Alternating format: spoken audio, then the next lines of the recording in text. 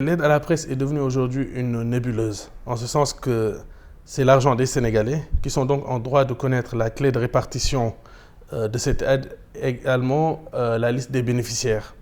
Mieux, la Cour des comptes a également un droit de regard quant au caractère équilibré de cette aide. Or, il n'en est rien. Pire, il y a même une omerta de la part de la plupart des patrons de presse qui refusent de donner le montant de cette aide, ce qui montre encore une fois le caractère inique, injuste, déséquilibré de cette aide à la presse. Le groupe de presse Walfadjri est totalement transparent en ce sens. En 2022, nous avons reçu la somme de 70 millions. Cette année, en 2023, on a entendu que cette aide avait augmenté pour atteindre près de 2 milliards. Donc nous nous attendions naturellement à avoir plus que le montant de 2022 ou à tout le moins autant que 2022. Or, grande fut notre surprise de voir que le montant a été divisé par presque 4 pour atteindre donc la somme de 20 millions. Or, dans le même temps, des groupes de presse qui ont un seul support, à savoir un site internet ou une télévision, ont vu l'attribution de 50 millions, voire de 100 millions.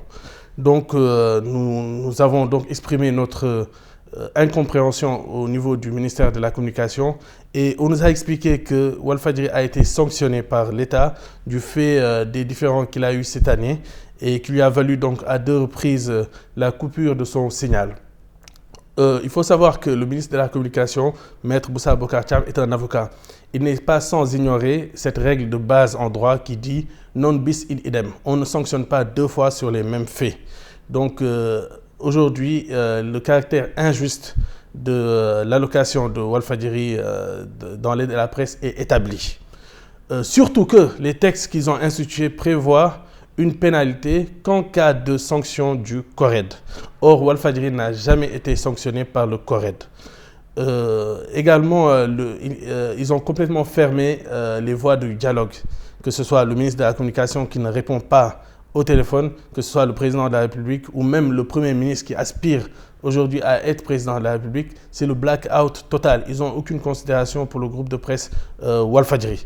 Donc c'est la raison pour laquelle on a décidé de porter l'affaire devant le peuple sénégalais. Vous savez, il y a un proverbe français qui dit « on ne saurait donner de l'eau à un âne qui n'a pas soif ».